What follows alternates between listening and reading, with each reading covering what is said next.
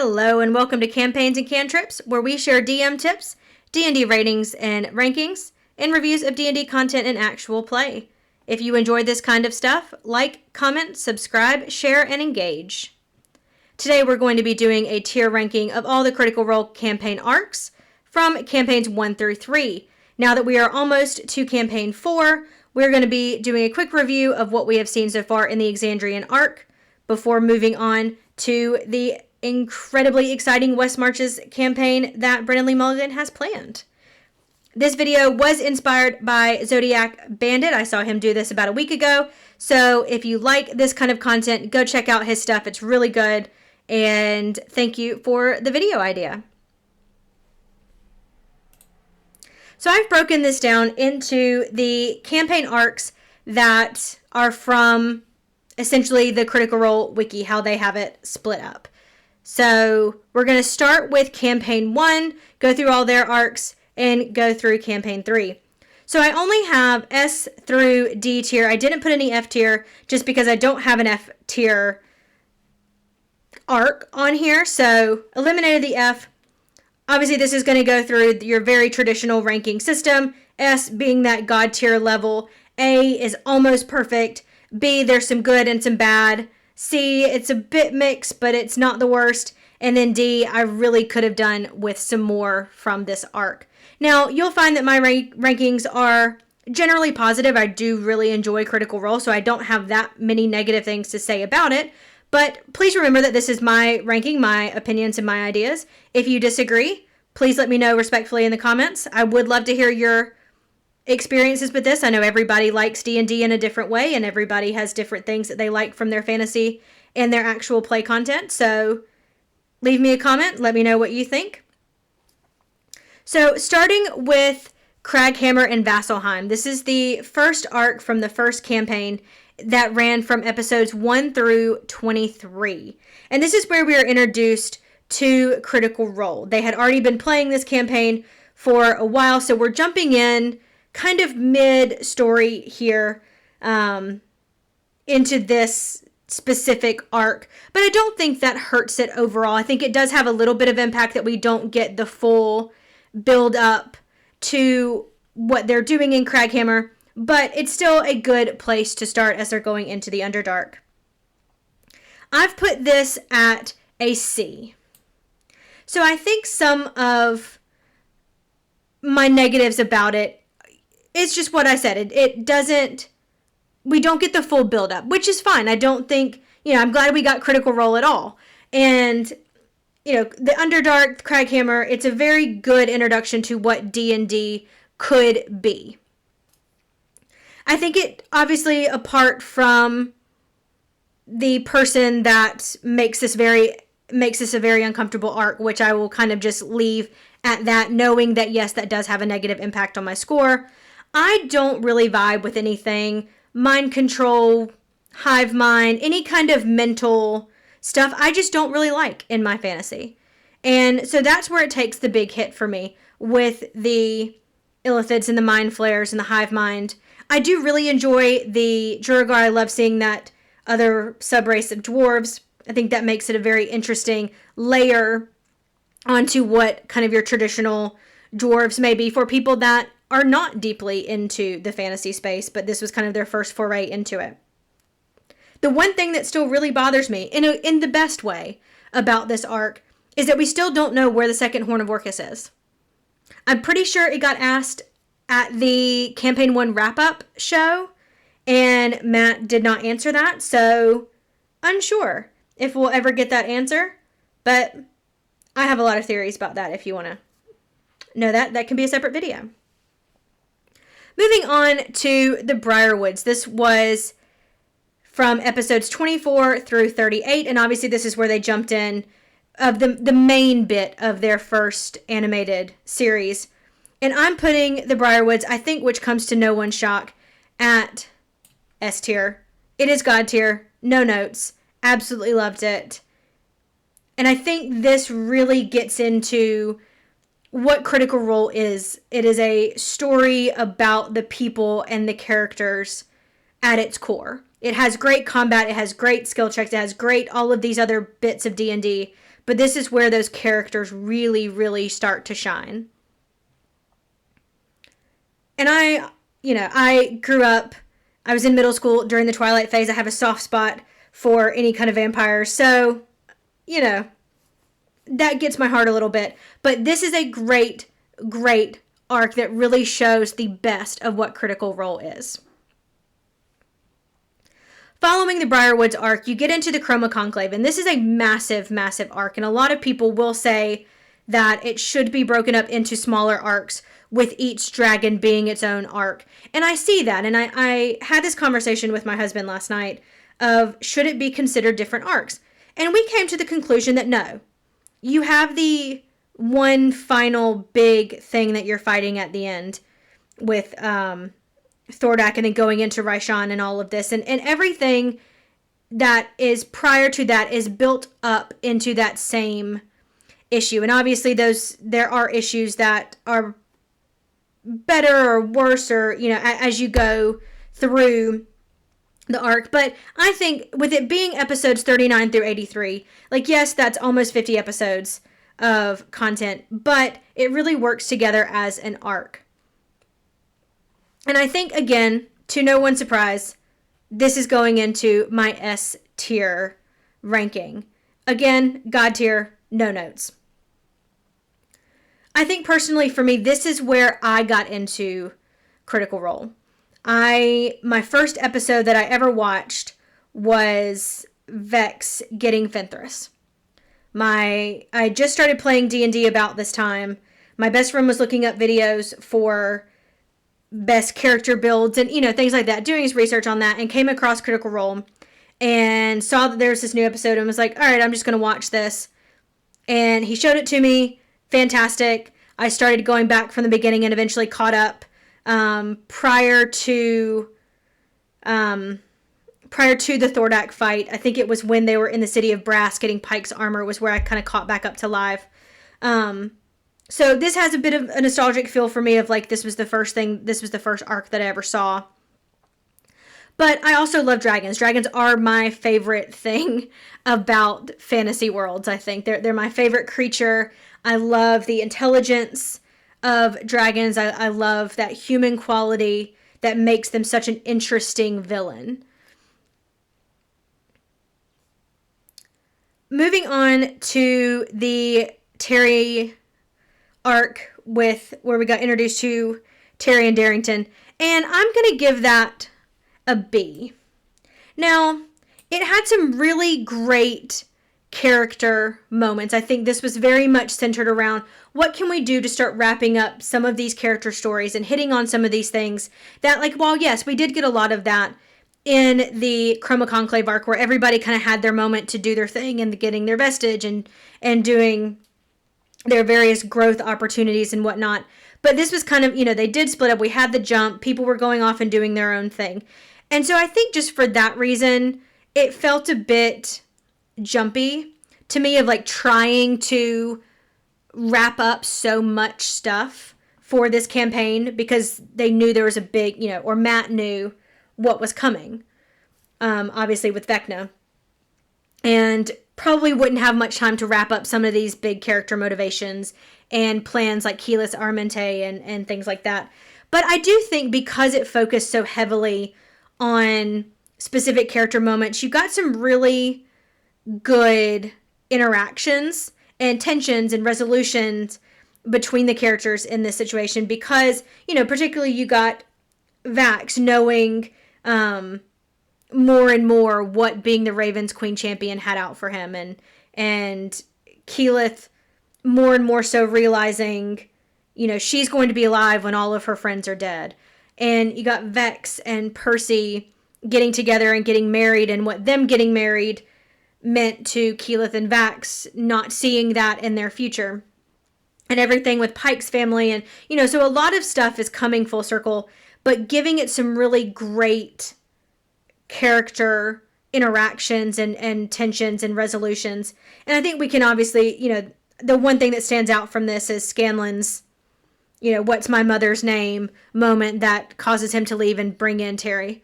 And I love Terry. I think Terry was a great character. I think it was a good moment for Scanlan to have that moment of growth, and I think for the party to realize what was going on in his mind and stuff, and bring in Terry that was just a little bit different and caused some fun and caused some chaos. And I think it was a good kind of a looser situation than probably what Chroma Conclave had been, of so much tension for so long, of saving the world and all of this stuff. So moving on to Vecna, this is going to be episodes 100 through 115, which is the final episode of Campaign 1. And I'm going to give this an A tier.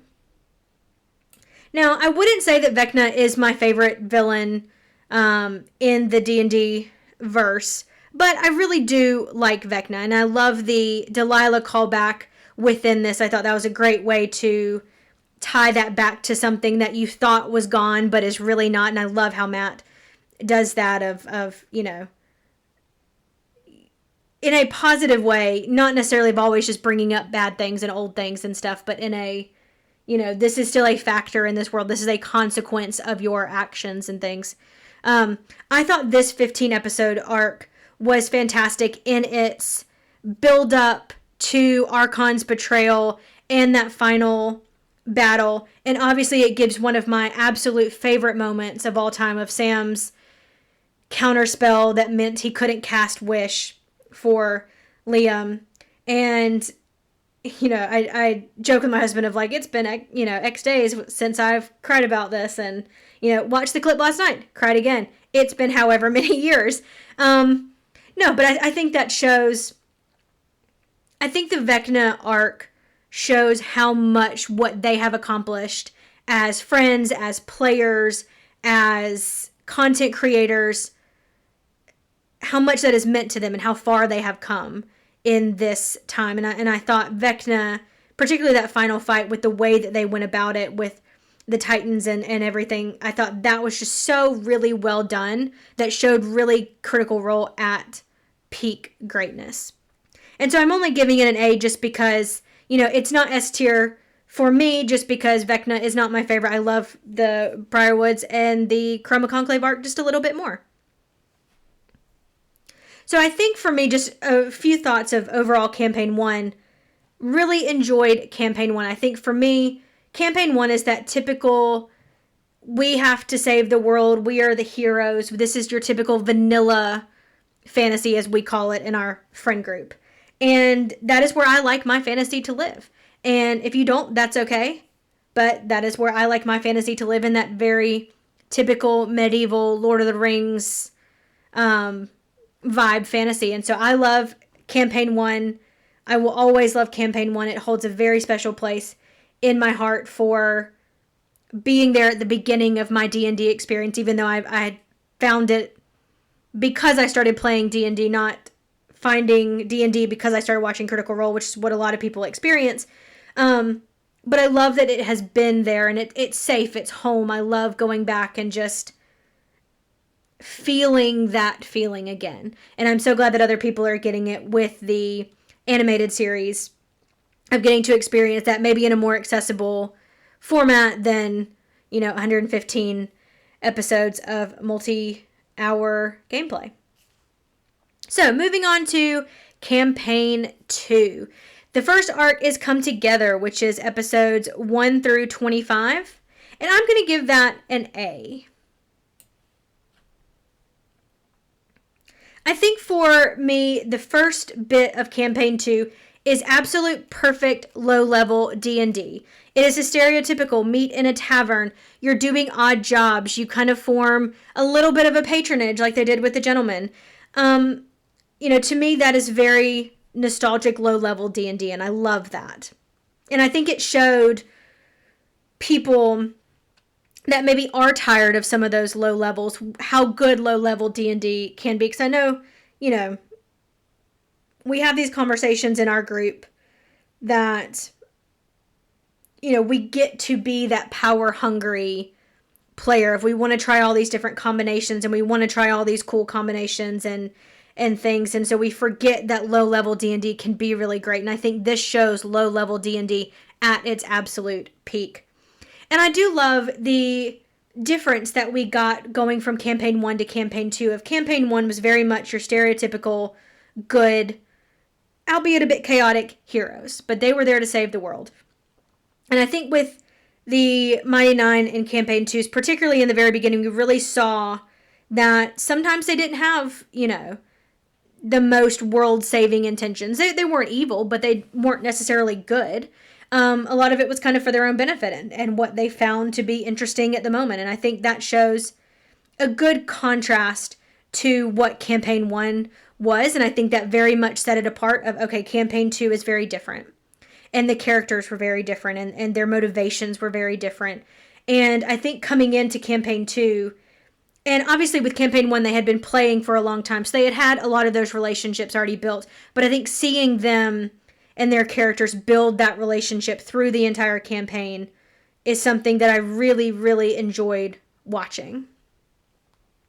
And I also love for this arc that so many little nuggets were dropped for the future that you didn't know were important, or things that maybe they thought were important at the time that ended up not being. And so I think that showed Matt's just extreme greatness at long-term planning of dropping all of these things. So moving on to the bad guys. This is the second arc in campaign 2, which goes from episodes 26 through 47. And I'm going to give this an A tier. Now, obviously you start with Jester and Ford and Yasha getting taken in this, partially because Ashley was gone and Travis and Laura were having their baby, who is now like a full human, which is, wow, it's been so long. But anyway, and so, it starts there. It's a bit rough. You get into the Iron Shepherds. Obviously, spoiler alert, if you are watching this, I'm not entirely sure why you're watching this if you haven't seen everything, but that's okay. Spoiler alert. Molly dying. And, I have no issue with Molly dying. I'm not, it was sad in the moment and I cried and it was great, but, that's what happens and it's okay. It's D&D. We make a new character and we move on if that's what, the player wants to do. And obviously, Taliesin did. But I do think that the Iron Shepherds were a good kind of villain for this first little bit of this arc, because it showed kind of, we're not doing the world-saving things. These are little bits of corruption and evil stashed throughout Wildemount. And then they move on to going on the seafaring adventure. And I loved this part of the seafaring adventure, with getting more of Ford's backstory and Avantika, and the great moment of Matt and Travis flirting, which we obviously need more of. But I think it's different, it's different from what you typically see. I've never played on a seafaring campaign before, and I think a lot of people have not. And so I thought that was really fun to see. It was different. The Plank King and Dark Toe were such great images for that. And I loved one of the first times we saw Caleb cast this massive wall of fire and kill people with the fire and have to make that roll. And I thought that was a very great part of Caleb's development moving forward. And I would have loved to have seen more in that aspect. But it was great. I love that for this arc. So moving on to the third arc, Bright Queen's Favor. This was episodes 48 through 69. And I'm also giving this an A tier. And I know, again, this is the fourth A tier, which is fine. That's what I like I like Critical Role. I have a lot of positive things to say about it. But I think this is where you really start to see that political intrigue in this campaign. You have bits of it before, but I do really love that aspect of rooting out the corruption of D&D, or in D&D and stuff. And this is where you really get to see it. And you've got some really great moments of Caleb giving the orb, and I love seeing them race across the barbed fields with the portals to the abyss, and I just think this is a great section. They established the Jor House and all of these things that make campaign 2 have a very different feel, and you are really starting to settle into, okay, this is the vibe of this campaign. These are the characters. of this that are very different again from campaign 1, which I think is great. And moving on to the next one, we've got Swords and Angels. Now, this one I'm giving a B.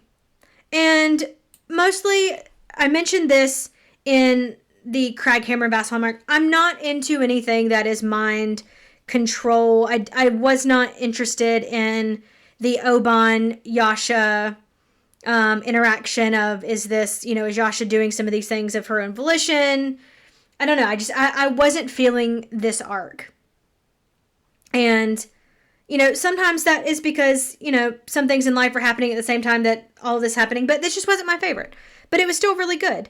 I loved that in this we did get that deeper dive into Caleb's past and his history and some of these people and stuff. And I think one of my favorite things about campaign 2 was the Cerberus assembly and the Volstruckers and all of that. I loved that, and I wish we had gotten more of that, but we do get a little bit in some of this section, as well as into the next arc of Family Ties, which runs from episode 92 to 112.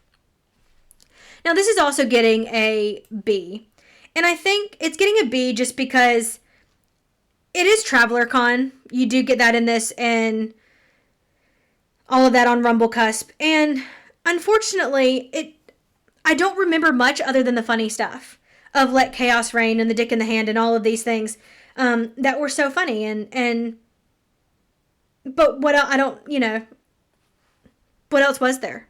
Unfortunately, that's what I remember. And I know there were some other things, and I know there were other important things that happened in this, but just when I sat down to do this and I started thinking, okay, this is just my general thoughts before I went back and kind of refresh my memory on each of these arcs and what happens in each of these arcs. Because I've got the general idea, but did this fall in this arc versus this arc? Things like that. And I was kind of like, okay, well, TravelerCon happened in this, and that was kind of where I ended up. So for that reason, it's getting a B. Now, moving on to the final arc of Campaign 2 with Weird Magic. This was episodes 113 to 141. And I know that a lot of people really love this arc. I've talked to a lot of people that have loved it. I've seen multiple videos of people really loving it. I unfortunately did not. And I'm giving it a C. And for me, the thing that saves this arc is the bit with Trent and the Cerberus Assembly and how they impact some of this section. And I also really love some of the blood magic that was happening in this. I think I would love to see blood magic explored a bit more. That's a concept of magic that I find very intriguing. And I've had one of my previous DMs before I moved to a different country. They had some homebrew blood magic classes, more so than just the Blood Hunter, and I thought that was very interesting. But anyway, going back to this arc, I think I have two big issues with it. One, I think I didn't like Aor. And to me, Aor is a bit too science fiction-y, horror-y for me. It goes away from that traditional fantasy, what we call vanilla fantasy, that I really enjoy. And so just got a bit away from that. And so the setting and some of the creatures and concepts and things just weren't something that I was really interested in.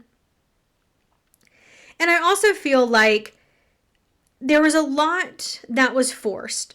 It was very much we see this is the path that has been laid before us, and we know we are playing a game, and so therefore we are going along with it. And I think if you've played D&D long enough, you know that sometimes, you do want to do what is true to your character, but you obviously know that this is where the story is going. And so sometimes you have to suspend that a little bit for the sake of you are still playing a game. And you need to move forward with the game. But I didn't feel that they had much personal motivation to really see this through other than, well, this has Molly's body and we love Taliesin, who was Molly, and I don't know, it felt forced to me. And, I don't think, and probably some of that, they were doing this during the lockdowns of COVID and filming, in different little pods and things. And so I don't fault them anything for that. I don't think that has anything to do with my feelings about it. I think it was more just the setting and the way that the characters interacted with the story and the motivations that were put forth. So my overall thoughts for campaign 2 were great. I loved campaign 2. You have a lot of A tier in campaign 2. And obviously, a couple things that weren't my favorite, but that's okay. Everybody has different things that they like, and that is all fine.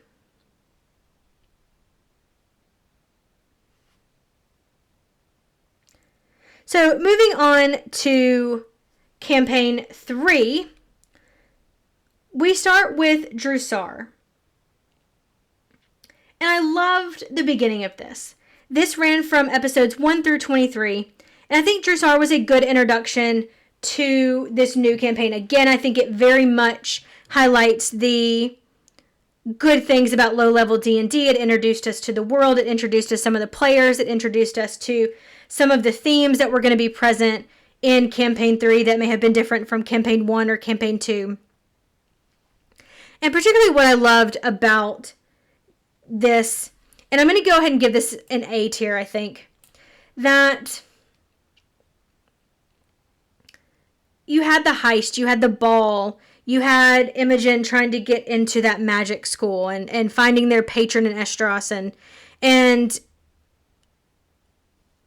it had all of these really good elements. And I think the thing that keeps me from giving it maybe a higher tier is that I wasn't necessarily a fan of the Crown Keepers coming in. Now, I have zero issue with players that are coming in with shared backstories and things, but I found it less exciting to have two characters. I think for Robbie it made sense, but for Liam and Ashley, and I know that's how they got Robbie to the table because he was part of the Crown Keepers and stuff, but I think it took some of the excitement away of sitting down to watch the very first episode and seeing who they're playing and seeing their characters and seeing all these things, and it was just Fern and Orm that we had already seen before.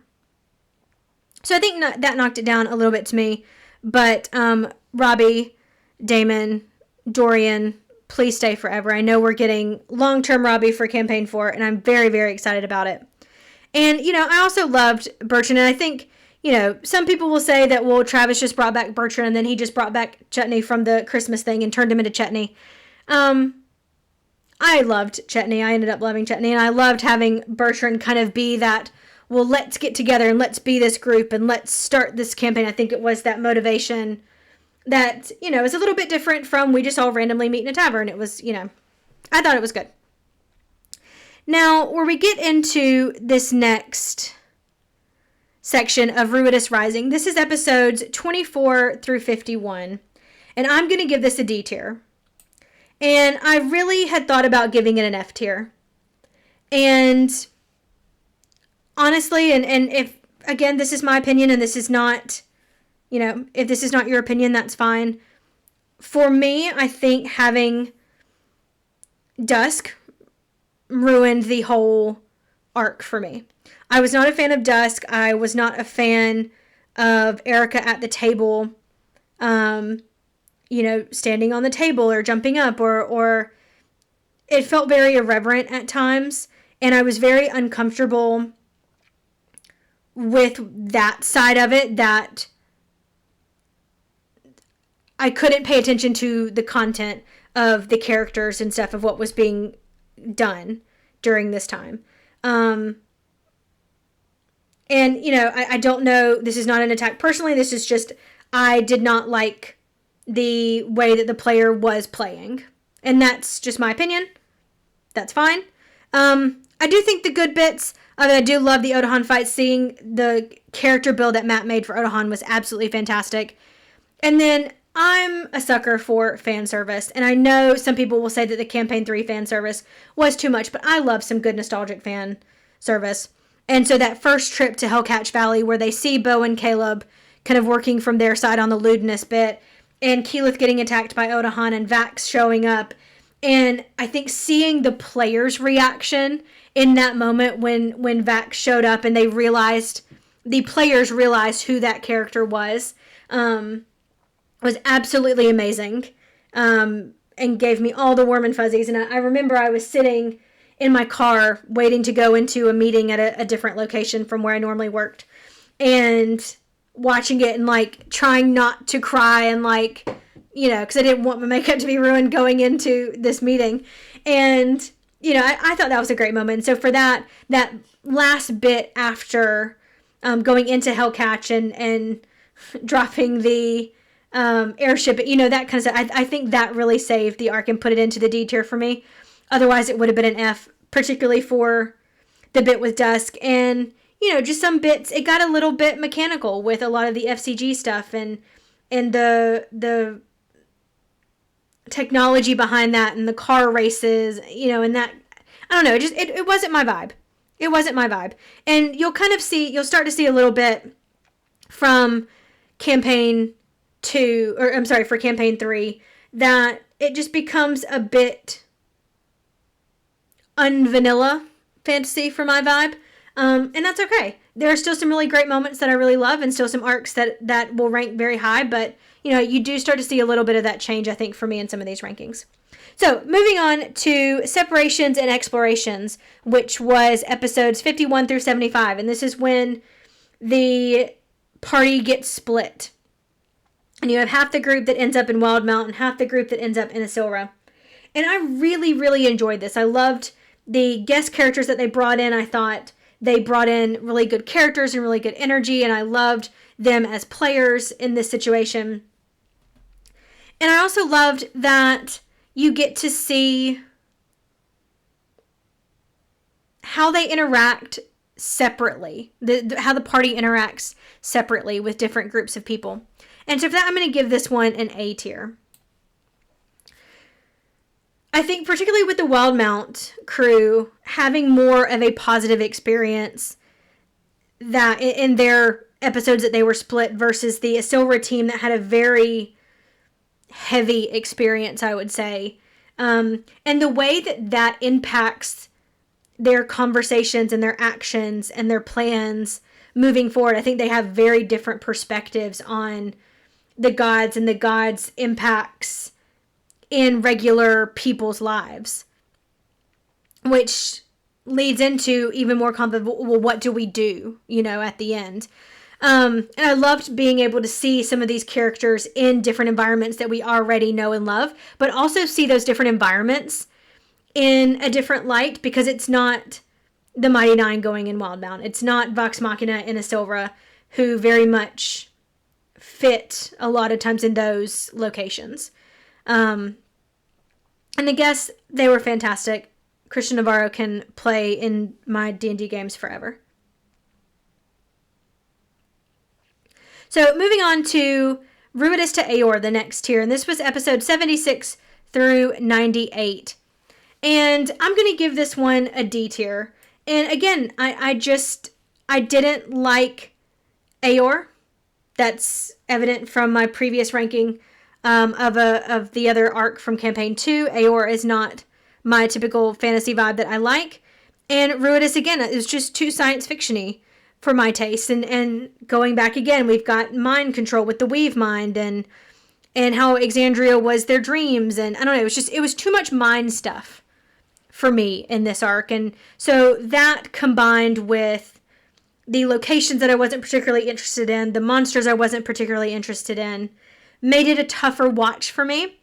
I do love where they're starting to see a lot of these conversations that I talked about in that previous arc of there is conflict. Well, what do we do? What is the difference? How are our experiences shaping our decisions moving forward? So won't harp too much on that just because it's not my favorite arc, but I think it does its job. Now, Downfall. I'm going to count Downfall in this because it was a memory shown to the players in the normal campaign setting. It wasn't a separate thing like some of the other EXU stuff was. Now, so Downfall, I'm going to give a C. And I have very mixed feelings on Downfall. I loved watching Downfall. I think my negatives of why I'm giving it a C was that A, it felt too rushed. I think it would have very much benefited from maybe being even 6 episodes, maybe 8, And I know some of it was they wanted to finish at a certain time and things like that with schedules and all this, but I think it really would have been benefited from being able to space out some of this, particularly at the beginning.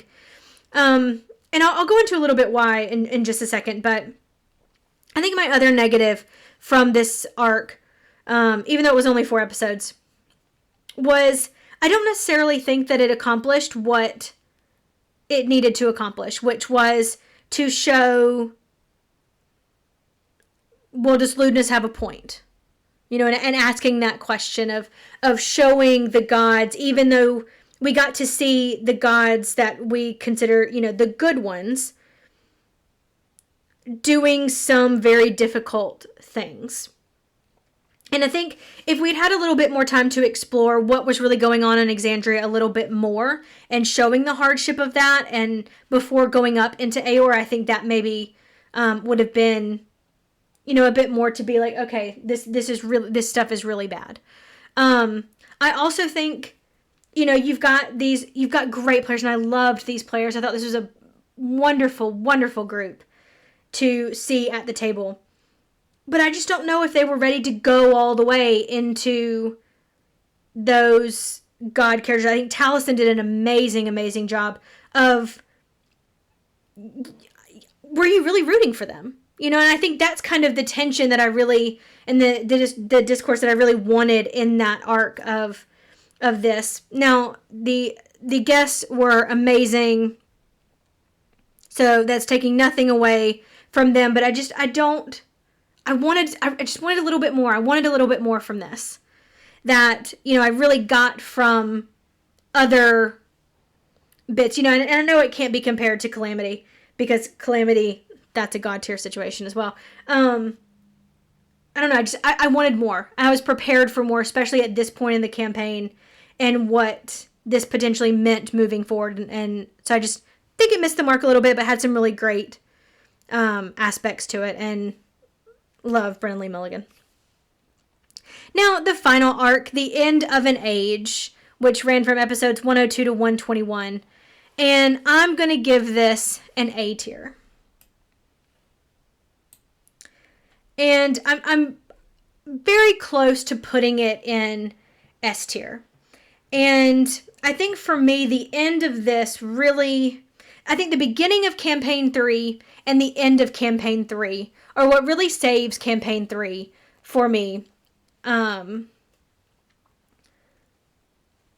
had a little bit of that political intrigue, as we talked about in Campaign 2.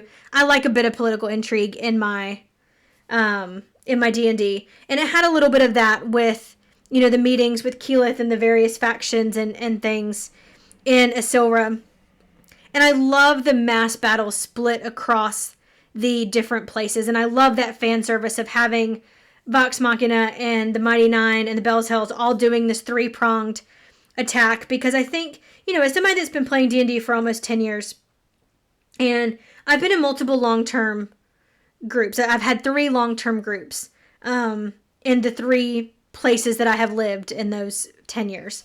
And I think this is what you always want, is you want to look back and say, how your previous characters are impacting the world that you're playing in now, and having that big moment where everything comes together. And I think it's just it was such a beautiful thing. And knowing what we know now about kind of moving away from Exandria, at least for the time being, it was such a beautiful kiss goodbye to the end of our time in Exandria for now.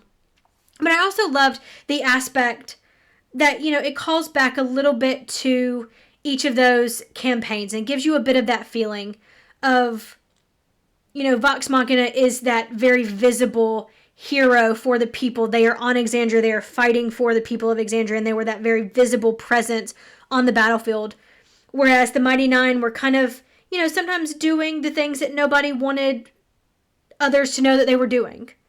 They were, they're not the hitmen, but they're definitely everybody might not agree with this, so we're going to send the Mighty Nine and kind of keep a low profile about it.